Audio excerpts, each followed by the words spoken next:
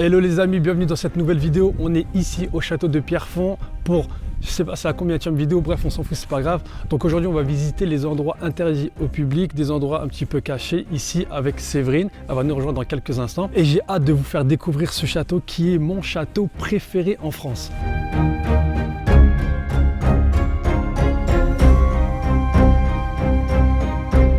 Séverine, te rappelles-tu, il y a un an, je t'ai promis que je reviendrai faire un format plus long YouTube. Si je regarde la vidéo Instagram, tu vois que j'ai tenu ma promesse. Tu as tenu ta promesse et tu es revenu aujourd'hui. Ouais. Voilà, me voici aujourd'hui à tes côtés. Merci de me refaire confiance et merci aussi à Monsieur Bailly. Séverine, quel est le programme aujourd'hui? Fais-moi rêver s'il te plaît. Je vais te faire visiter le château du sol au plafond. On commence par les caves et on finit par le haut des tours. Moi je veux des endroits secrets où personne ne va.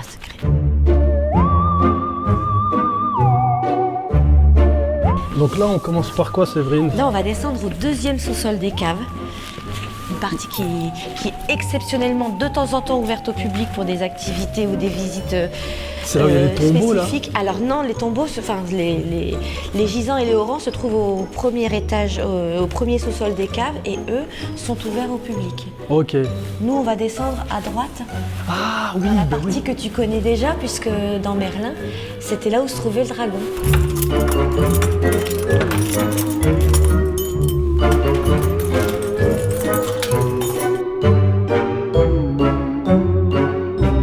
Outre le fait que cette partie-là, c'est une partie médiévale du château, c'est aussi l'endroit où, pendant la Première Guerre mondiale, les habitants du village venaient se réfugier la nuit. Ouais. Okay. Dès qu'il y avait l'alarme, la sirène pour éviter les bombardements, ils venaient se réfugier ici. Donc on va pouvoir voir des graffitis de ces habitants qui datent de la Première Guerre mondiale. Qui datent de la Première Guerre mondiale. Très bien. Ouais. Il faut aussi savoir que dans cette partie-là, quand le château, je pense que tu l'as déjà expliqué dans ton historique, mais le château, il est resté 250 ans en ruine. Non, j'ai pas dit. Le château est resté 250 ans en ruine après le démantèlement du château par le cardinal de Richelieu. Exactement. Sous ordre de Louis XIII. Exactement. Et donc, cette partie-là est intacte. Elle n'a pas bougé? Elle n'a pas bougé.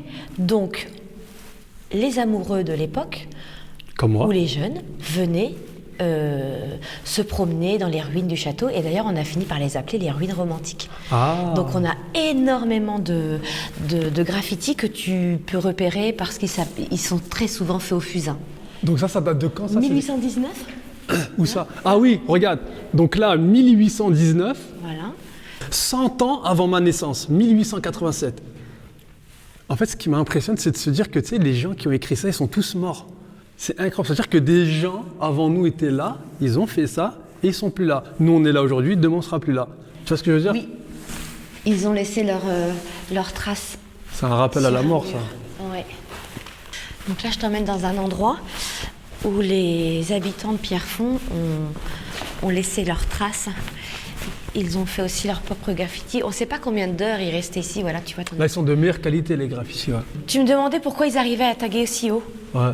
Parce que là, Viollet-le-Duc n'est pas encore arrivé ici. Okay. Donc, il y a au moins 1,50 m de terre. Donc là, je t'emmène dans une petite alcôve où on a un graffiti qui date du bombardement de la Première Guerre mondiale. Souvenir du bombardement de Pierrefonds. Waouh! Ah ouais. Donc ici, tu peux t'imaginer que tu avais des familles qui venaient se réfugier ici. Ici, se réfugier en attendant que... Séverine, là, ici, le fait que les gens, à l'époque, aient écrit ici, tu vois, ça fait partie des vestiges, tu vois, ça fait partie du patrimoine du château, en fait. Mais les gens qui viennent, de nos jours, qui viennent taguer ici, c'est pas bien. Moi, je dis aux gens, je leur déconseille, je leur interdis même de le faire. C'est interdit aujourd'hui. C'est passible d'amende. Et c'est plus du tout un message que l'on fait passer. Aujourd'hui, c'est une destruction du patrimoine. Tout à l'heure, on ira dans le circuit de visite, je te montrerai les dégâts que font aujourd'hui les graffitis dans le circuit de visite. Ouais, et surtout, à l'époque, vous n'avez pas les réseaux sociaux. Maintenant, on a les réseaux sociaux, les gens qui veulent faire des graffitis, allez raconter votre vie sur Facebook ou Instagram, laissez les murs tranquilles, tu vois.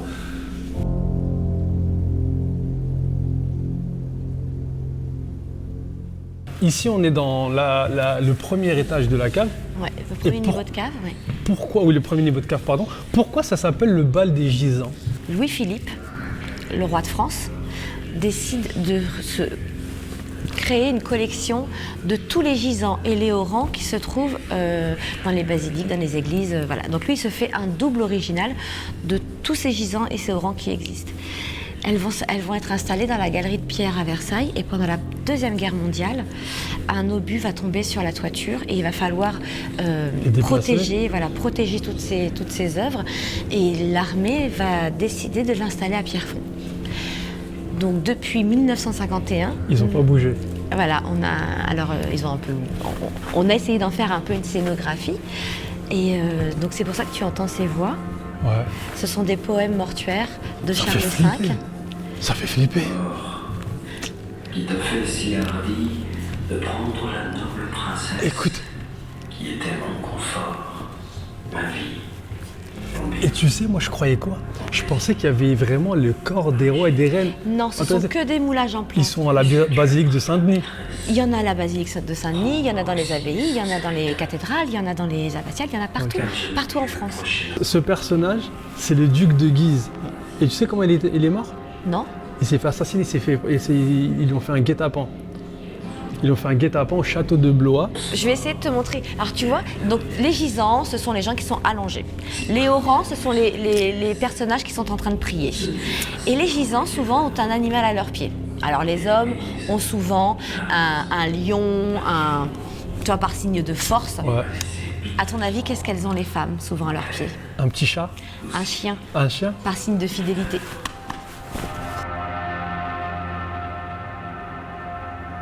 Où allons-nous cette fois-ci, Séverine? Que vas-tu me faire découvrir? Je t'emmène en haut des tours. Ouais. C'est la tour Alexandre? Non, alors non, là je t'emmène dans un endroit où j'ai envie que je te dis rien et quand on arrive tu me fais waouh. Waouh, ok, surprise, vas-y, let's go. Moi j'aime trop quoi, Séverine? À chaque fois que je visite des châteaux avec une guide comme toi où j'ai l'autorisation, j'aime trop passer là. Tu vois, ça montre vraiment mon côté illégal. Alors que d'habitude j'avais pas le droit de le faire, là j'ai le droit de le faire officiellement.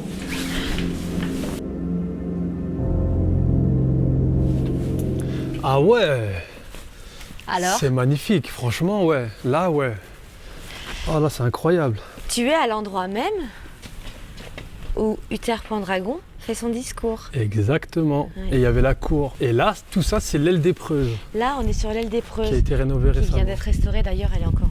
elle est magnifique. Ouais. La pierre est magnifique. Et ce que j'ai envie de t'emmener, c'est là-haut. Ah oui, on va aller là-haut. On y va? Allez, let's go. Je te suis. C'est parti.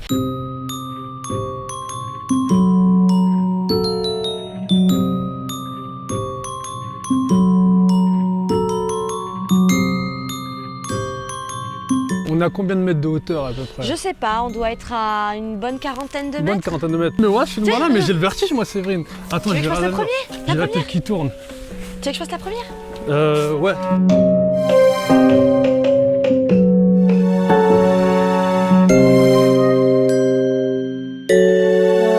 Donc je te disais que là on est vraiment dans un endroit que personne ne voit et pourtant Viollet-le-Duc le savait pertinemment.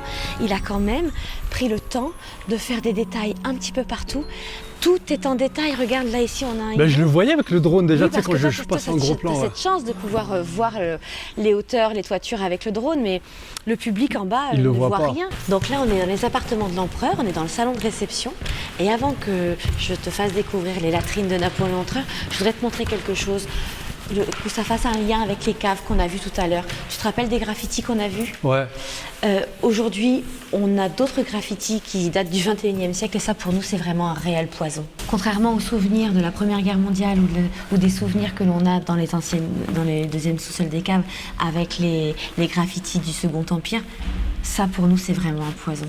Ça, ce sont des graffitis du 21e siècle qui n'ont aucun message. Ouais, 2021, 2011. Voilà, enfin c'est...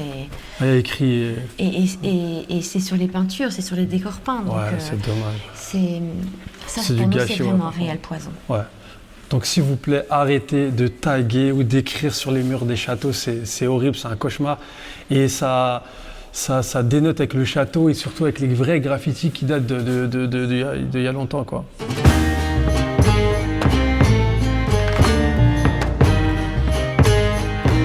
Séverine, peux-tu nous parler du blason qui est tenu par les deux hermines? Surtout le E renversé, là. Est-ce que tu peux me raconter? Alors ce blason, c'est une sorte de pièce d'identité pour Louis d'Orléans, enfin pour tous les nobles de France. Donc tu retrouves la fleur de lys qui rappelle donc la famille royale, et ce E que tu vois posé sur les... C'est un E renversé qui nous explique que Louis d'Orléans est une branche directe de la famille royale, puisque c'était le frère du roi. Est-ce que ici, Séverine, c'est vraiment une cheminée où les gens se réchauffaient ou pas du tout? Bien sûr, ce n'est pas les une cheminée balais, d'apparat. tu fais cuire un être humain ici. Tu le fais tourner à la broche. Après, il ne rentrait pas dans la cheminée. Hein. Ouais, on se mettait bien ici, mais vu la largeur du foyer, la chaleur devait quand même être assez sympathique. Ah ouais. Moi j'aime trop les cheminées, c'est un truc que j'aime trop. Ouais, ah ouais. Tu es là, tu te mets au coin du feu, tu racontes des histoires. Très chaud. Ouais. Grave. Alors toi qui es un fan des latrines, je Elles sont t'emmène là dans les latrines plus. Ouais. Donc ça, ce sont les latrines de Napoléon III. Ce sont des toilettes qui datent du 19e siècle. Voilà. Elles sont un peu plus classe que les toilettes dans les châteaux médiévaux que j'ai pu faire. Bien sûr, parce que là, on a la nouveauté, c'est la chasse d'eau. Ouais. Alors, on a enlevé l'échelle, mais l'échelle, on l'a encore. On avait donc, si on se recule, on va pouvoir voir la réserve d'eau. Tous les matins, le serviteur de Napoléon III remplissait la cuve d'eau. Qui est là-haut? Qui est là-haut, juste au-dessus du cabinet d'aisance de Napoléon III, pour qu'il puisse avoir la chasse d'eau. Et ça, c'est vraiment révolutionnaire. Et c'était comme ça en fait. Et pourquoi il y a un grand espace là? Pour le lavabo, le lave-main. Le lavabo, il se retrouvait ici. Le meuble, oui, ici. Ici, ok. Et donc là, ici, c'était quand tu avais terminé. Et là, il y avait la fenêtre pour aérer. Peut-être. Peut-être, je sais pas. Ici, Séverine, nous sommes dans la tour Charlemagne, oui, si je ne m'abuse. Dans l'une des deux plus grosses tours du château, une des deux tours de défense. Donc là, on est au deuxième étage de la tour Charlemagne. Et la particularité de cette tour, tu remarqueras qu'elle a un trou au plafond, un trou au sol. C'est parce que voilà, exactement, on pouvait élitreiller des armes, de la nourriture, jusqu'en haut de la tour pour les gardes. Approvisionner les soldats en garde. Ok. Tu te souviens tout à l'heure quand tu n'étais pas très fier là-haut? Ouais, le vertige. On était donc sur les chemins de ronde extérieurs. Ouais. Là, on est sur le chemin de ronde intérieur. Et la particularité de ce chemin de ronde, c'est que tu as d'un côté l'extérieur du château, de l'autre côté la cour des provisions. Comme ça, on pouvait avoir une vue, pas à 360, mais tu reconnais? Là, on est dans la cour des provisions. Ok. Et là, on est dans le parc. Ok. Et là, de l'autre côté, on est à l'extérieur du château. Et oui, par contre, mets pas tes pieds là-dessus. Ouais, mais pas tes pieds là-dessus, attention. Parce qu'il y a des machicoulis. Ok, les machicoulis, c'est là le trou où tu pouvais balancer des boulets. Alors, ce qui paraît, c'est une légende, le fait qu'il disait qu'on pouvait jeter de l'huile chaude. C'est pas vrai. C'est impossible. L'huile, c'était l'or du Moyen-Âge. C'était une denrée rare, Ça coûtait très très cher. Donc, ce qu'on jetait plutôt, c'était les carcasses d'animaux pourris, l'urine, les excréments, les pierres. Voilà. On trouvait toujours de quoi jeter. Séverine, là, ce sont des dessins d'Eugène Viollet-le-Duc, l'architecte du château. Et ça, c'est son écriture, ça? Ça, c'est son écriture. Oui. Okay. Tu vois? Et en plus, il explique tout. Château de Pierrefonds, chapelle, ornement, sous la galerie, intérieur de la façade. Au-dessus de la terrasse, non? De l'air, non, de la terrasse. Je sais pas.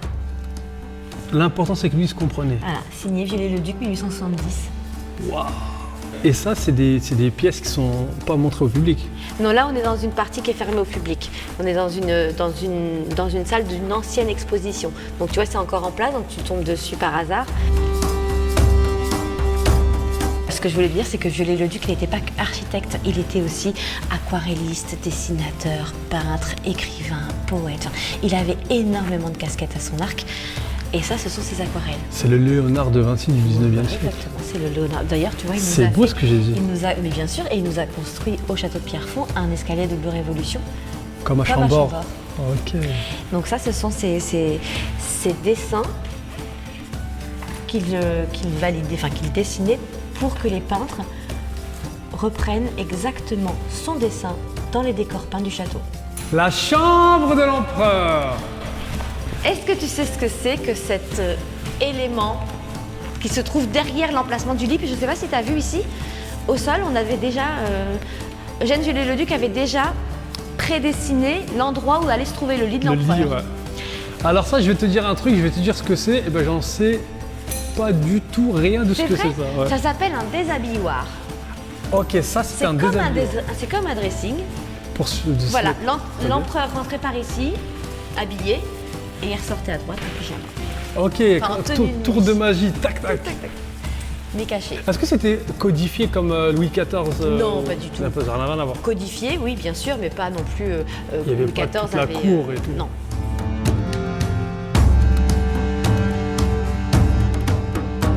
Waouh! Là, je dis waouh! Là, tu dis waouh! La salle des Preuses. Wow. Regarde, c'est incroyable. Quand j'ai tourné dans la série Merlin, on a fait le mariage de Uther Pendragon ici dans cette salle. C'était la nuit. Nous, dans la vraie vie, c'était la nuit, mais c'était censé être le jour. Du coup, ils ont mis des grandes lumières, paf, ça rentrait. Ouais. Et c'était déconcertant parce que nous, on savait que c'était la nuit. Ça veut dire que quand on a fait le tournage, on rentre, il faisait nuit, mais il faisait jour. On a pété un plomb. Mais c'était magnifique. Et un tournage qui a duré des heures, je pense. Ah ouais, des heures et des heures, ouais. Et ici, c'était aussi la salle de bal. Oui. Alors, ça aurait été la salle de bal si Napoléon III avait vécu ici. Lointain, le 95. Pardon, comment allez-vous? Ça fait plaisir. Depuis la dernière fois. Plaisir partagé. Merci Monsieur Bailly de nous recevoir ici au château de Pierrefonds.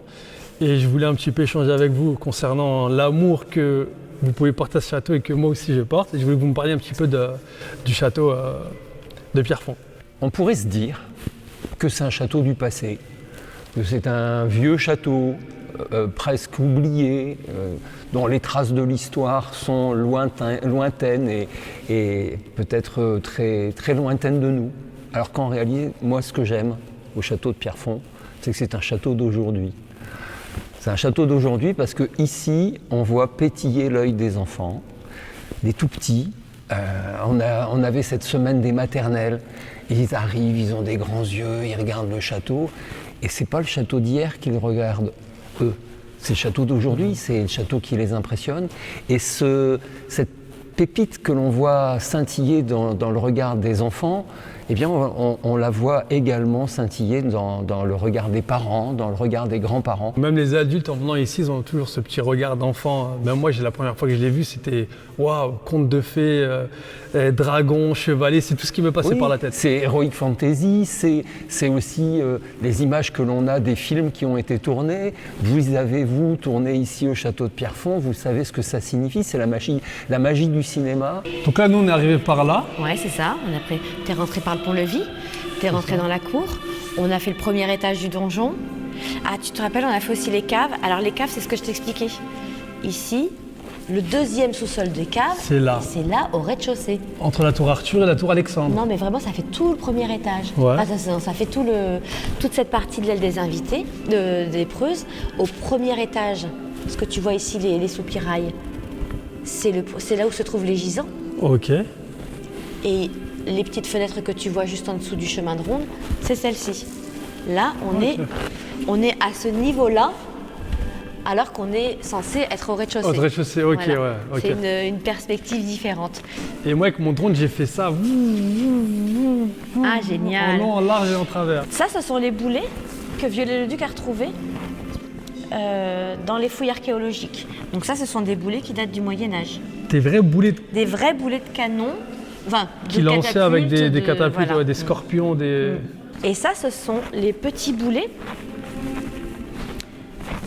de 1617, de l'attaque de Richelieu. Ok. Waouh. D'ailleurs, il y en a encore quelques-uns qui sont incrustés dans les tours. Ok, regarde les boulets de canon qu'a utilisé le cardinal de Richelieu pour démonter le château. C'est les petits foncés là. C'est incroyable.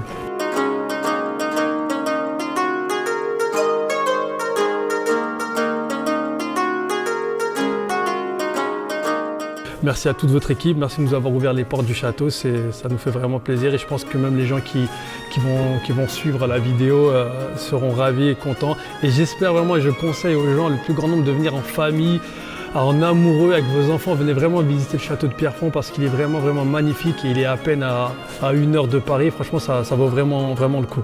et même venir quand on n'a pas envie d'y venir, ou qu'on se dit « Ah, il y a encore un chantier sur le château de Pierrefonds », mais même nos chantiers, on les partage et on soigne ce château au quotidien pour qu'il soit vraiment accueillant, quand bien même nous y avons beaucoup à faire pour le maintenir et le transmettre aux générations futures.